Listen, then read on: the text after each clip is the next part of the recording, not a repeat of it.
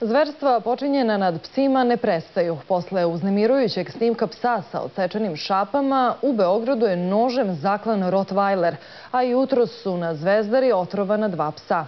Upozoravamo gledaoce da snimci koji slede mogu biti uznemirujući.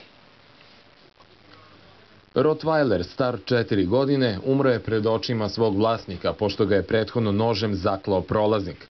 Počinilac je Rottweilera Raufa prethodno pomazio, a onda nekoliko puta uboo nožem. Kako nezvanično saznajemo, od ranije je poznat policiji i ubrzo je uhapšen i predat tužilaštvu. Boden je više puta od prolaznika koji su prolazili pored moje šljunkare bez ikakvog povoda i razloga. Znači 2 lica su prolazila, vodili su nekog terijera, čovjek je prišao da pomazi mog psa i ubo ga više puta u predelu grudi. Što ste vi zatekli ovdje kada ste došli? A zatekao sam znači psa koji je išao ka meni, teturao se, pao, istog momenta uginuo. Samo nekoliko kilometara dalje, na Zvezdari, porodica Čvorović je ispred kuće našla otrovanu svoju kucu Pipi. Vlasnica nam je rekla da je pored Pipine hrane našla meso pomešano sa žutim prahom. Ispostavilo se da je to pesticid koji je opasan i za ljude. Odmah smo posumnjali da je trovanje, jer to nije prvi put da se desilo i doveli smo je kod veterinara gdje su se naše sumnje potvrdile. Prošle godine, otprilike u ovo vreme, smo podneli krivičnu prijavu koja se nalazi još uvek u policijskoj stanici Zvezdara, krivičnu prijavu protiv NN lica, pošto je ovo drugi put da truju Pipi, prošli put je 4 psa uginulo. U Orki upozoravaju da je nasilje nad životinjama samo najava da žrtve nasilnika mogu da postanu i ljudi. Pravno savjetovalište Orke nažalost beleži trend povećanja nasilja prema životinjama, zlostavljanja životinja, ubijanja životinja i posebno se to može primetiti u posljednjih 1,5 godina dana. Očito da je problem napuštenih životinja u Beogradu do te mere eskalirao da je ovo jedan od tih manifestacija. U veterinarskoj inspekciji smatraju da su postojeći propisi dovoljni, ali da moraju dosledno da se sprovode. Oni apeluju na građane da prijave zlostavljanje životinja zato što je to krivično delo. Na građanima, kažem, da prijave. Ako nešto primete, da prijave.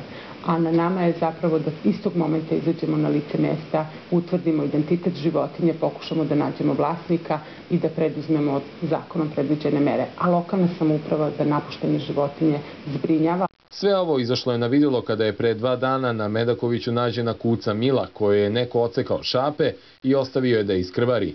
Mila se sada oporavlja, a za nju se zainteresovala specijalistkinja veterine, inače profesorka na Državnom univerzitetu u Ajovi, koja je u Srbiju došla na seminar. Njene rane izgledaju jako dobro. Mila dobije jako dobru veterinarsku negu. Čekam još neke testove, ali njen puls je dobar, kao i disanje. Dakle, time sam zadovoljna. Što se tiče njene budućnosti, trebaće joj mnogo pažnje. Najpre zasigurno ovde, ali i nakon lečenja. Trebaće joj neko ko će provoditi mnogo vremena s njom. Inače, Mila se i dalje nalazi kod svog veterinara i za sada će ostati tu dok se ne odluči o daljem tretmanu kao i o nabavci proteza. Međutim, doktorka Baldwin naglašava da proteze nisu dovoljne i da će Mili još dugo biti neophodna pažnja i nega. Osoba koja je na Karaburmi zaklala psa rase Rottweiler identifikovana je, saslušana i sada je na potezu tužilaštvo. Rečeno je Tanjugu u Ministarstvu unutrašnjih poslova. U MUP-u su naveli da je pas čuvao šljunkaru i da je ubijen iz još neutvrđenih razloga. Fond B92 osniva fond Mila, koji će pomagati rehabilitaciju keruše Mile, ali i sve slične slučajeve u kojima se događa nasilje nad životinjama. Fond će pomagati i razvoj organizacija koje će se baviti hitnim pružanjem veterinarske pomoći i zbrinjavanjem životinja nad kojima je izvršeno nasilje, kao i privođenjem počinilaca nasilja licu pravde.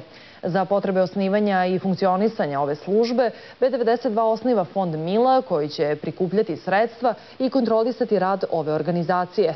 Želimo da iskoristimo ovu priliku da se angažuju profesionalci iz sveta veterine i javne sigurnosti, a čiji će se rad bazirati na aktivnostima volontera zainteresovanih za zaštitu životinja bez vlasnika. U Erste banci, koja je i jedan od prvih donatora, otvoreni su dinarski i devizni račun. Više informacija možete naći na internet strani b92.net.